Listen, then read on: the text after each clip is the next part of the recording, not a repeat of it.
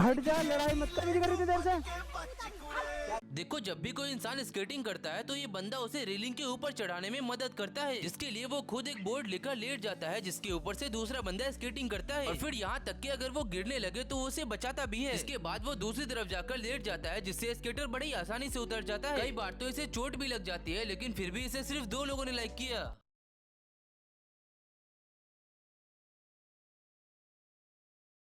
अरे उस बच्चे को मैंने कहीं देखा है। अरे बिग फैन, ये मेरी फैमिली। अरे नहीं, मैं शैतान। अरे गलमान मेरी, मेहमान मेरी, तू जान मेरी पसंद। गलमान मेरी, मेहमान मेरी, तू जान मेरी पसंद। गलमान मेरी, मेहमान। कहा जाता है दुनिया के सिर्फ 1% लोगों को ये ऑप्टिकल इल्यूजन दिखता है, तो फटाफट से इस वीडियो को डबल। बीमारी फैलेगी हर जगह हर पल। जंगल में मंगल, जंगल में मंगल, जंगल में मंगल, जंगल में मंगल। अरे बोला है गप्पू। पापा, क्या भूत सच में होते हैं? नहीं बेटा, भूत कुछ नहीं होते। लेकिन पापा, काम वाली तो कह रही थी, लेकिन हमारी तो कोई काम वाली है ही नहीं। सुनते हो? हाँ बोलो, हमारा तो कोई बेटा ही नहीं है। पप्पू अपने चीनी दोस्त को हॉस्पिटल में देखने गया। पप्पू का चीनी दोस्त बोला, चिन चोंग छोजा, और इतना बोलकर मर गया। पप्पू इसका अर्थ जानने चिन की लाइब्रेरी गया। उसका अर्थ था, कुत्ते ऑक्सीजन के पाइप से पैर हटा।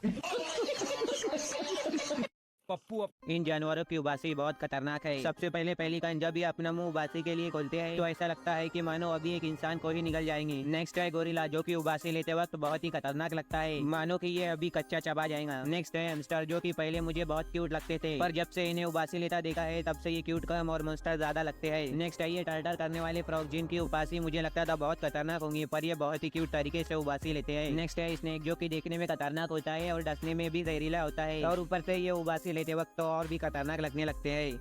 इन जानवरों की दुनिया के सबसे फालतू लाइफ हैक्स नंबर 5। अब इस बेचारे की कंघी नहीं हो पा रही यार, तो इन भाई साहब ने वैक्यूम क्लीनर से कंघी करके आमिर खान बना दिया। मतलब वाह जी वाह, गजब। नंबर 4। अरे यार धूप बहुत है, मोबाइल में वीडियो देखनी है, क्या करें? हाँ, ये बैग पहन लेता हूँ। अरे मेरे जादू, कहीं छाया में ही चला जाता साले। नंबर 3। अब इन भाई साहब के पास बहुत सारे बैग हैं यार, थक गया उठाते उठाते, क्या करें? हाँ, पूरे शरीर पे हुक चिपका लेता हूँ, उस पे टांग दूंगा। अबे कुछ तो सोच। उर्फी जावेद ने तेरी ये फैशन कॉपी कर ली तो। नंबर 2। अब इसके जूते छोटे हो गए तो ये किसी और बड़े जूते का पीछे वाला हिस्सा काट के इसके लगा रहा है। अरे ओ आइंस्टाइन की थर्ड कॉपी, जहाँ से तूने ये जूता काटा है वही पहन लेता। नंबर 1। अब ये दीदी नेचर की हवा पकड़ के अपना बेड फुला रही है और वो फूल भी रहा है। मतलब वाह, तालियां होनी चाहिए, तालियां। गालियां दो इनको, गालियां। दुनिया के सबसे फालतू। ये लड़का दुनिया के सबसे बड़े लॉलीपॉप को जीभ से चाटकर खत्म करने के वर्ल्ड रिकॉर्ड को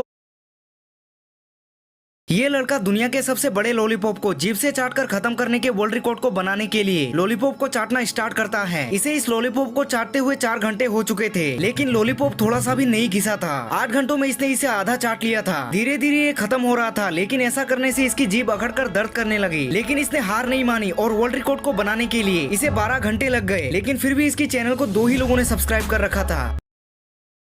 एक साथ चैनल को सब्सक्राइब करना है जिसने भी। ये हैं वो 3 इंसिडेंट्स जब मिस्टर बीस्ट लगभग मरते मरते बचे। पहला, जब मिस्टर बीस्ट ने 30 दिनों तक कुछ नहीं खाने का चैलेंज किया था। उन्होंने अपनी हेल्थ कंडीशन के चलते इसको किया, लेकिन वो इस चैलेंज को कंप्लीट नहीं कर पाए। डॉक्टर्स ने बताया कि अगर वो चैलेंज जारी रखते तो स्टारवेशन के चलते उनकी मौत भी हो सकती थी। दूसरा, जब मिस्टर बीस्ट अपना शूट खत्म करके दोस्तों के साथ कार में घर जा रहे थे तो ड्राइवर अचानक बेहोश हो गया। फिर मिस्टर बीस्ट ने जैसे तैसे करके उस कार को रोका। अगर वो उस कार को नहीं रोक पाते तो एक बुरा एक्सीडेंट हो सकता था। तीसरा सबसे क्रेजी है, मिस्टर बीस्ट लगभग टाइटैनिक सबमरीन में जाने वाले थे। मिस्टर बीस्ट को टाइटैनिक सबमरीन का इनविटेशन मिला था, पर वो बिजी होने के कारण उस ऑफर को रिजेक्ट कर दिया। ये हैं वो ये देख बेटा, क्या खबर आई है। एक मिर्जा नाम का लड़का अपने माँ बाप का मर्डर होते हुए देख लेता है और उस मर्डर को देखने के कारण वो सदमे में चले जाता है। 1-2 हफ्ते के बाद उसको होश आता है, पर तब तक उसकी याददाश्त चली जाती है। फिर 2 लोग मिर्जा से मिलने आते हैं और मिर्जा से अपना नाम पूछते हैं, पर मिर्जा बता नहीं पाता। फिर वो मिर्जा से पूछते हैं कि कोई था क्या उस दिन जिस दिन मर्डर हुआ था, किसी को तुमने देखा था? तो मिर्जा फिर नहीं बता पाता। तो गुस्से में आके वो मिर्जा को पकड़ते हैं और पूछते हैं कि मिर्जा दस दे, मिर्जा बता दे। तो मिर्जा उनसे पूछता है कि आप दोनों कौन हो? वो दो लोग कहते हैं कि मैं तेरा ताऊ और ये तेरी दादी जिसको तू बा बुलाता है। और जैसे ही मिर्जा को पता लगता है कि ये इसके ताऊ और बा है, तो मिर्जा को याद आता है कि यही दोनों तो मर्डर है उसके माँ बाप के। तो मिर्जा फिर सदमे में चले जाता है और बेहोश हो जाता है। देखो भला क्या जमाना आ गया है। अच्छा, तो उस वायरल सॉन्ग के लिरिक्स इस कहानी से इंस्पायर्ड हैं? कौन सा वायरल सॉन्ग? अरे वो वाला। मेरे ना दस दे, कोई था दस दे, मेरी जान दस दे, हुसन तेरा तौबा तौबा तौबा तौबा, हुसन तेरा तौबा तौबा तौबा तौबा। एटीट्यूड वाले भी सलाम करेंगे, बस एक बार ये 5 बातें जान लो। नंबर 1, कोई आपको इग्नोर करे तो आप भी उसको पूरी तरह इग्नोर करो। किसी को ज्यादा तेल लगाने की जरूरत नहीं है। नंबर 2, अपने गरीबी की दुखरा सबको मत सुनाओ, वरना मजाक के पात्र बन के रह। प्लेन को छोड़कर कूदने पर पायलट तो बच जाता है, लेकिन 100 करोड़ का प्लेन तबाह हो जाता है। तो फिर पायलट को क्या सजा मिलती है, आइए जानते हैं। दरअसल इमरजेंसी होने पर पायलट अपनी जान बचाने के लिए सीट इजेक्शन सिस्टम को एक्टिवेट कर देते हैं, जिससे सीट के नीचे लगा रॉकेट लॉन्च होता है और पायलट को सीट के साथ हवा में 100 फीट ऊपर प्लेन से दूर बहुत तेजी से फेंक देता है, जिसमें पायलट पर 14 से 20 तक का ग्रेविटी फोर्स लगता है और इतने फोर्स से पायलट की टांग टूट सकती है, गर्दन में भी चोट आ सकती है और तो और 20 से 30% पायलट्स की रीढ़ की हड्डी टूट जाती है, जिससे वो फिर से कभी विमान उड़ाने के लायक ही नहीं रहते। और जो ठीक ठाक बच जाते हैं उन्हें सजा के बजाय दूसरा विमान दे दिया जाता है, जब तक के वो भी अपनी कमर ना तोड़ लें। प्लेन को छोड़कर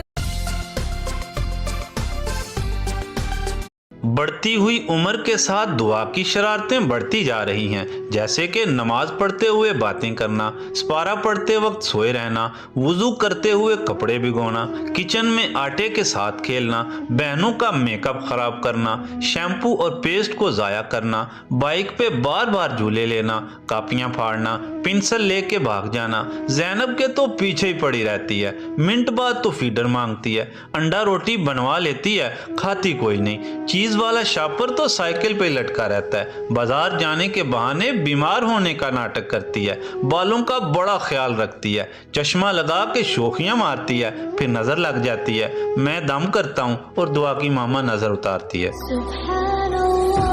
आज हम बर्फ की मदद से बहुत ही बड़ी स्नोबॉल बनाएंगे, जिसे डायरेक्ट यहाँ से ड्रॉप किया जाएगा। लेकिन स्टार्टिंग में गड़बड़ी हो गई, धूप के कारण बर्फ तो बहुत ही छोटे छोटे क्रिस्टल में बदल गई। इससे तो छोटी स्नोबॉल बनाना भी मुश्किल था। फिर भी हमने एक जगह पर बहुत सारी बर्फ इकट्ठा करके बड़ी स्नोबॉल बनाने की स्टार्टिंग की, बट ऐसा कुछ नहीं हुआ। अब एक ही टेक्निक काम आई, आग से बर्फ मेल्ट की, जो कि फिर से फ्रीज हुई और बहुत मजबूत बॉन्ड बना। इसी तरह करते करते कुछ इतनी बर्फ तो जुड़ गई। अभी तो इसे बहुत बड़ा करना है और धीरे धीरे बड़ा संभल कर हमने इसको सच में बहुत बड़ा बना दिया। अब कुछ फाइनल कलाकारी के बाद ये बर्फ का गोला यहाँ से लुढ़कने के लिए बिल्कुल रेडी है। यो भाई, ये बहुत भारी बन चुका है, इसे लुढ़काना, लुढ़का लुढ़का लुढ़का।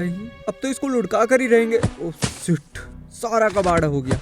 आज हम बर्फ की मदद से एक दिन पत्नी ने रोटी बनाकर उसे दिल के आकार में काट लिया, क्योंकि कंजूस पति ने एक जकास आइडिया निकाला है। हो, आज से तुम हार्ट शेप रोटी बनाओगी, जिससे हम दोनों के बीच प्यार भी बढ़ेगा और साइज की जो एक्स्ट्रा आटा है उसकी बचत हो जाएगी, जिससे तुम एक और रोटी बना लोगी। सुबह 4 बजे एक दिन कंजूस पत्नी को जगाने लगा। अरे जल्दी उठो, मेरे लिए नाश्ता बना दो, ऑफिस जाना है। पत्नी चौंकते हुए, हाय इतनी सुबह ऑफिस क्यों?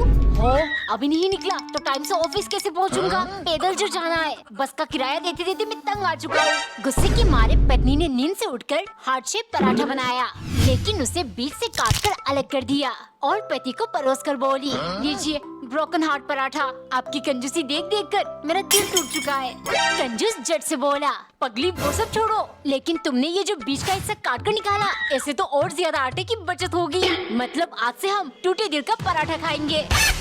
एक दिन पप्पू पटियाला अपने आप को स्ट्रॉन्ग दिखाने के लिए पिराना मछली को गले से कटवा लेता है, पर जोहान तो उससे भी एक कदम आगे निकलता है। वो पिराना मछली को पकड़कर उसे कहीं और की सैर कराने लगता है और आराम से खड़ा होकर सॉफ्ट ड्रिंक पीने लगता है। पप्पू पटियाला जब ये देखता है तो उसकी हालत खराब हो जाती है, पर फिर वे दोनों लास्ट चांस लेते हैं और हैंड ग्रेनेड की पिन निकालकर एक दूसरे के साथ खेलने लगते हैं। पर जैसे ही वो फटने वाला हुआ तभी वे दोनों दूर कूद जाते हैं, जिसके बाद पप्पू पटियाला बाहर निकलता है और उसे वहाँ पर जोहान का कच्छा दिखता है। वो ये देखकर खुश हो जाता है कि उसने जोहान को को टपका दिया, पर ये बस उसका वहम था। दरअसल जोहान वही पानी के अंदर था और ये बस उसकी एक प्लानिंग का हिस्सा था, क्योंकि वो यहाँ से अपने सपनों को पूरा करने के लिए जाना चाहता था। अगर तुम्हें रेयरेस्ट डेथ मैसेज चाहिए माइनक्राफ्ट में, तो उसके लिए तुम्हें 6 मंथ से भी ज्यादा लग सकता है। अगर तुमने पहले के रेयरेस्ट डेथ मैसेज देखे होंगे तो कुछ ऐसा कंट्रैप्शन बना के फिर पिस्टन से पुश करने के बाद तुम्हें सीक्रेट डेथ मैसेज मिलेगा। वैसे तो लोगों ने बहुत सारे डेथ मैसेज को रेयर बोल रखा है, लेकिन अभी के लिए बस एक ऐसा मैसेज है जो कि पाना हार्डेस्ट है फ्रॉम एवरी अदर मैसेज। सबसे पहले तो तुम्हें एक क्रेजी सा सेटअप बना के ड्रैगन को ओवरवर्ल्ड में लाना होगा, फिर लगातार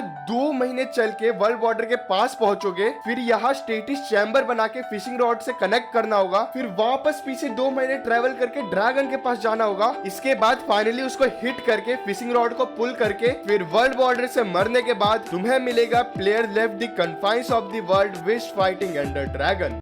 अगर तुम्हें रेयर अपने सोलमेट की लैंग्वेज में बात करो या उसके जैसे कपड़े पहनो, मैं उसके फैशन सेंस पे बिल्कुल बिलीव नहीं कर सकती हूँ। तो ये आई जस्ट होप मेरा ये डिसीजन गलत ना हो।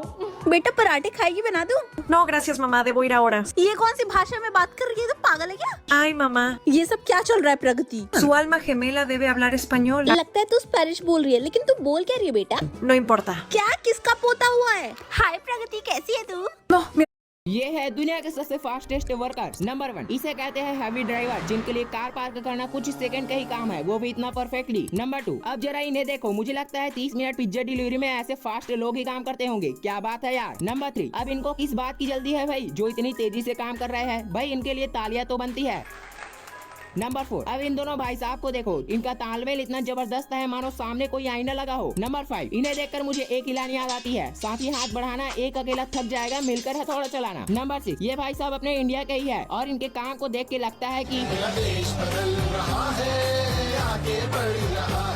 नंबर 7, इस बास्केटबॉल में पेंट करते बंदे को देखो, जो अपने काम को इतने परफेक्शन और तेजी से कर रहा है। नंबर 8, पेंट की बात चल रही है तो इसे भी देख लो, सोचा नहीं था रोड पर पेंट करते देखना इतना मजेदार होगा। नंबर 9, अब इन दादाजी को देखो, जो इतने एक्सपीरियंस्ड है कि इनकी स्पीड के सामने तो एटीएम भी फेल हो गया। नंबर 10, अब इसे कहते हैं परफेक्शन और तेजी से काम करना, इनके काम करने का तरीका तो बहुत सेटिस्फाइंग है यार। ये है दुनिया